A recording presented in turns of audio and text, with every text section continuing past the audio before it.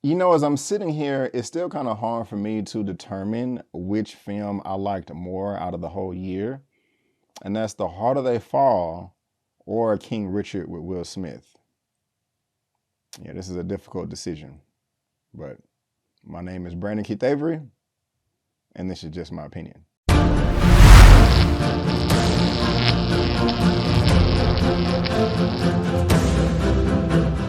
Hey, what's going on, everyone, and welcome back to another episode of Just My Opinion for my movie review for The Harder They Fall on Netflix. And if this is the first time finding me and you happen to like the video, please give me that thumbs up and consider subscribing. All right, guys, we are here for this Netflix film, this super star-studded cast of Black excellence, and I am here for all of it. Can you see me smiling from ear to ear? Does that mean that I'm excited? Now, when the trailer first dropped for this movie, it looked cold as hell. I was like, oh my gosh, can we please see this right now? I am here for this. I mean, a Black Western, Black Cowboys, something that I'm not familiar with, but I will say that Black Cowboys rule. But my expectations for this were high. I mean, they were through the roof just looking at the cast. It was a Western, something that, I'm just not really into Westerns. I don't have anything against them, but they just never really appealed to me, mainly because I don't ever see Black people in them. But you have the cast, Idris Elba, Regina King, just everybody in this movie, Lakeith Stanfield. I was like, man, I am here for this. And I just started looking stuff up, just trying to get more familiar with this project. It's being directed by James Samuel, somebody that I've never heard of before. He's an English writer, director, songwriter, producer, all that, from London, like it says right here on IMDb. And this brother was all over this picture. Like I said, he was the director of it. He was the writer of it. He was the producer, and he was also the composer.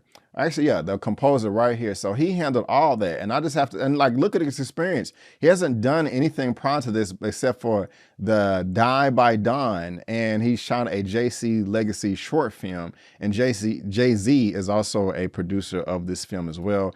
And I'm going to be talking about that. But I have to just give this brother some credit right here where it is due, because he did a fantastic job.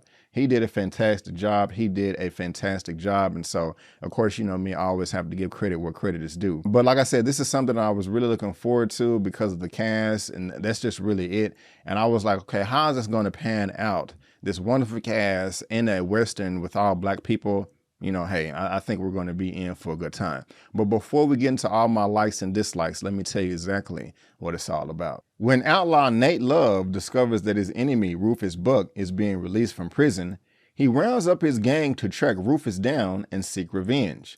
Those riding with him in this assured, righteously new school Western include his former love, Stagecoach Mary, his right and left hand men, hot-tempered Bill Pickett, and fast-drawing Jim Beckworth, and a surprising adversary turned ally. Rufus Buck has his own fearsome crew, including Tetris Trudy Smith and Cherokee Bill, as they are not a group that knows how to lose. Guys, not gonna waste your time. I'm just gonna say right now that I absolutely love this film, and I thought it was freaking phenomenal. And one of the first things that I loved is when I noticed the rating of this movie. Going in, I didn't pay attention to whether this was going to be PG-13 or rated R, but if you've seen the film, which is on Netflix right now, you know at the very beginning of the movie that this is going to be a hard R when it comes to the violence, the guts, the glory, all that good stuff. One of the things that first came to mind is Quentin Tarantino and Django Unchained. I love that film. It's one of my favorite movies of all time. And that's like, if you consider that a Western, that's the last Western that I can remember. Like I said in my intro, you know, Westerns are just not anything that usually appeals to me, most likely because I never see Black people in them. But Bass Reeves was in this, played by Delroy Lindo, which we're going to talk about. But the reason why I thought about Quentin Tarantino is in those films, or especially in Django Unchained and all of his films, but like I said, especially Django Unchained, when he does his violence, is very over the top and exaggerated and very cartoonish. I mean, somebody can take, you know, a safety pin and stab you in the arm, but blood is going to gush out, you know, like it's a raving rampart or something like that. And I don't mind that, but that wasn't the case in The Harder They Fall. When somebody was shot, of course, there was blood splatters and everything like that. But, you know, the first thing that I had to compare it to was a Quentin Tarantino film. And while I have no complaints complaints there, I still like what we got here in The Harder They Fall, that it was still violent, but it was grounded in its violence. You know, it just wasn't over the top, and it just made it more realistic to me, and just like, okay, this actually happened. Even though this is a fictional tale, a fictional story, the characters in this movies are real. And so that's just like the first thing that I noticed in this movie that I really did like. Something else that I loved in this film is the shroud of mystery when it came to revealing all the characters, especially how they introduced Rufus Buck, who is played by Idris Elba. At the very beginning, I don't want to spoil anything for you here, but there is a character kind of towards the beginning of the film. They don't show his face or anything like that, kind of just like a silhouette in a way.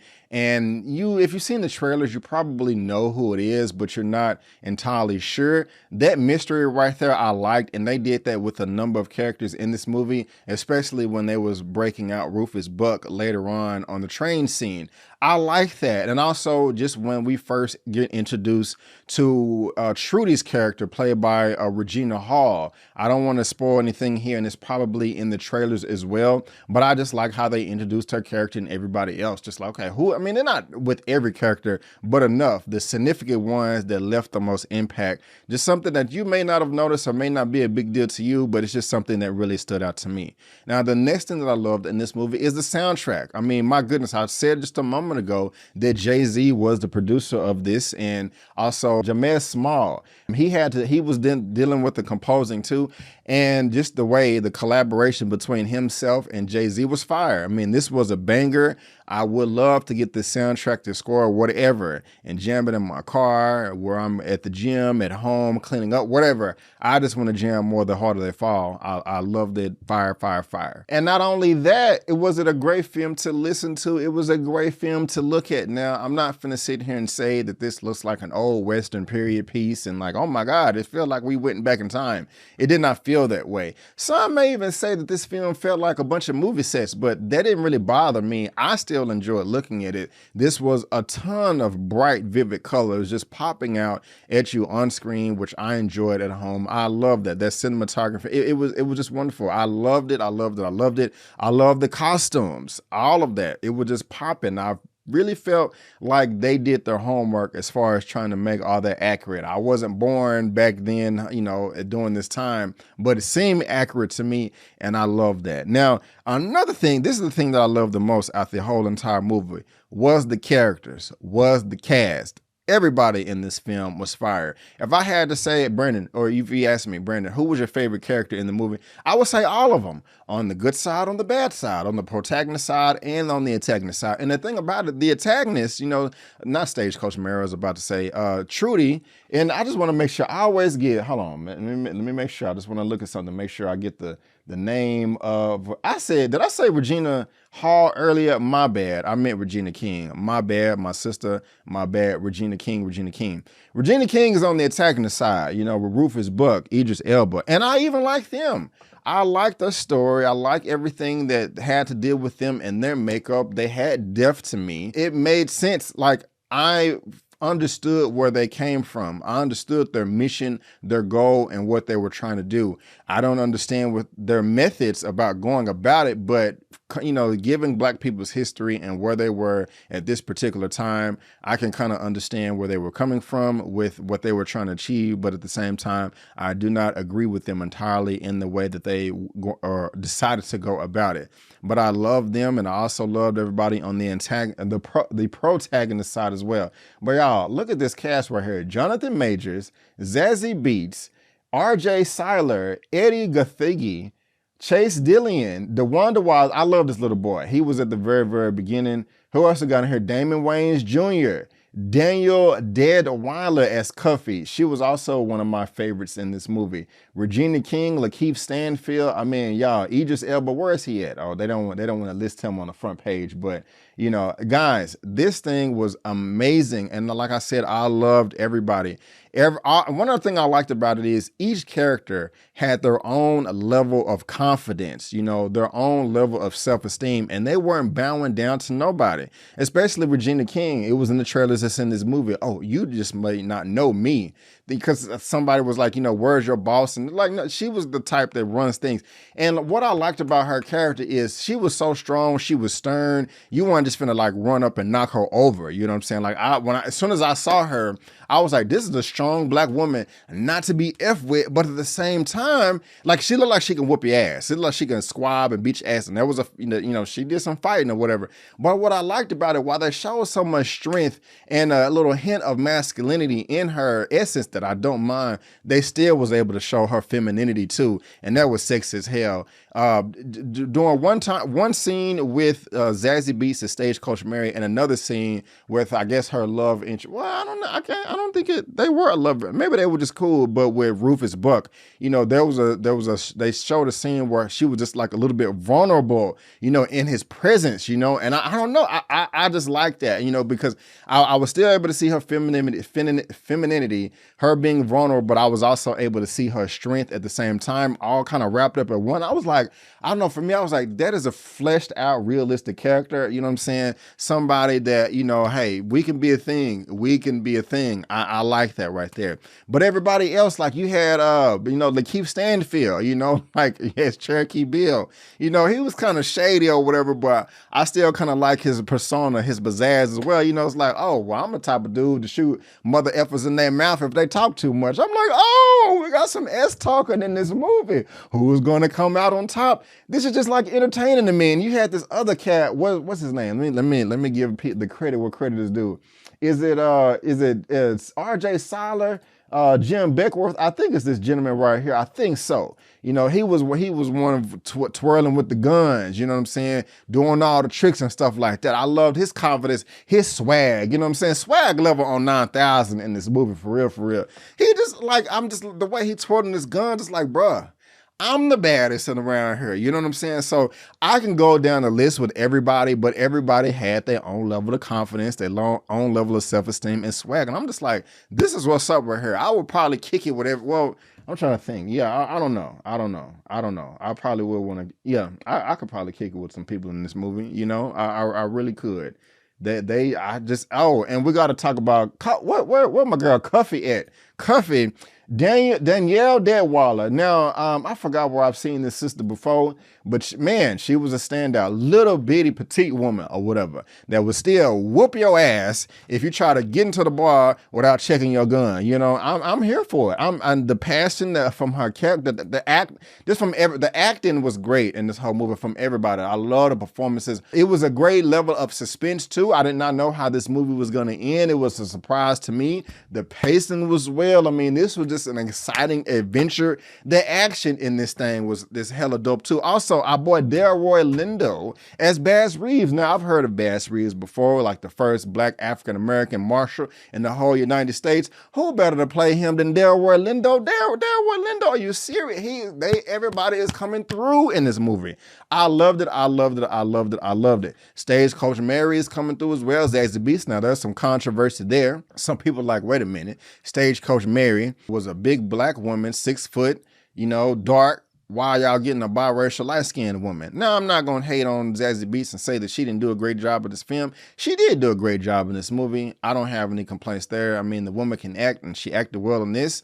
And most of her scenes, I was convinced. But at the same time, you know, and if you want to get mad at me for saying this, I kind of understand the outrage. I mean, like, if there is an opportunity to shine more light on a dark-skinned black woman, you know, hey, why don't you just go ahead and take advantage of that? You know, there are plenty of, and if you wanted Zazie Beetz because you thought that she could sell tickets, you know, or get subscriptions for Netflix, there are plenty of dark-skinned women out there too. I mean, you know, Zazie Beetz did a great job, but it's just still a missed opportunity that, you know, I don't understand. I'm not going to knock the film for that, so relax, but that is just something that I did want to bring up. But one of another things, the themes that I like in this movie is, and you have to see it to know what I'm talking about, is there's lessons that can be learned that, you know, too much pride kills a man. Always listen to your elders. And you have to be careful with revenge because that can eat away at your soul and just turn you into a whole nother person to where you don't recognize yourself anymore. And these are just all the thoughts, all the feelings that I was having watching this movie. As it ended, I was smiling like, man, this was a dope as hell ride right here. And I want more. And I feel like justice was served. Like everybody involved with this film should be proud of themselves because I'm proud. I mean, this was a great film right here. I will go ahead and give my rating for this at the very end, but I just have to address one more thing. Just a moment ago, when I was talking about the Zazie Beetz thing, I did a video about a month ago, which you can see right here, Colorism. Netflix under fire for Zazie Beetz, you know, casting. This was the real picture of Stagecoach Mary. This was, of course, this is Zazie Beetz right here. And there was a comment that just stood out to me that I have to address. And it says, we need to enjoy the fact that a movie was made for us, by us, and shut the F up. We aren't ever satisfied. Now, as y'all see, I did reply to this, and I don't mean to pick on this person right here, but they did leave a public comment for, you know, everybody to see online publicly. But this right here is just, this is ridiculous to me, in my opinion. This is just a bit much, especially the end where it says we aren't ever satisfied. My question to you is this: what should we be satisfied for? Because we got a black movie with an all-black cast? Is that the payment that Black Americans should be happy we receive for everything that we've built in this country? What exactly should we be satisfied for? What have we received? Did we receive reparations? 40 acres and a mule. We should be happy that we have the right to vote. I mean, that's just something that we should have had to begin with. That shouldn't have ever been an issue. And we also have half the country right now trying to take that right away from us. So again, what do we have to be satisfied for? Clean water in Flint? Did we get proper education? Do Black women get proper health care in the medical field? Do we get proper housing, transportation, food? No. What exactly should we be satisfied for? What exactly? Because I want much more than Black people making a Black movie.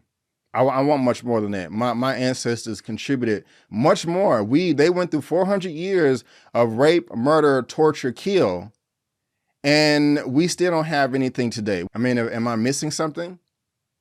Let me know down in the comment section below. But guys, again, I just want to thank you so much for tuning in. If you did like the video, that is just my opinion, please go ahead and give me the thumbs up and subscribe to the channel. And please help me reach 35,000 subscribers on YouTube. And if I had to rate The Harder They Fall out of a 1 out of 10, I would give this film a 9.5 out of 10. Yes, a 9.5 out of 10. I'm curious to see who is going to complain about my review, even though I gave it a 9.5 out of 10. And also, yes, I know the film is called The Harder They Fall, but I ran out of H's, and so I wasn't able to spell everything out. I'm just pointing it out because there's always one person that's like, hey, you missed this, blah, blah, blah, blah, blah. But guys, again, before you go, don't forget, my name is Brandon Keith Avery, and that's just my opinion. Peace.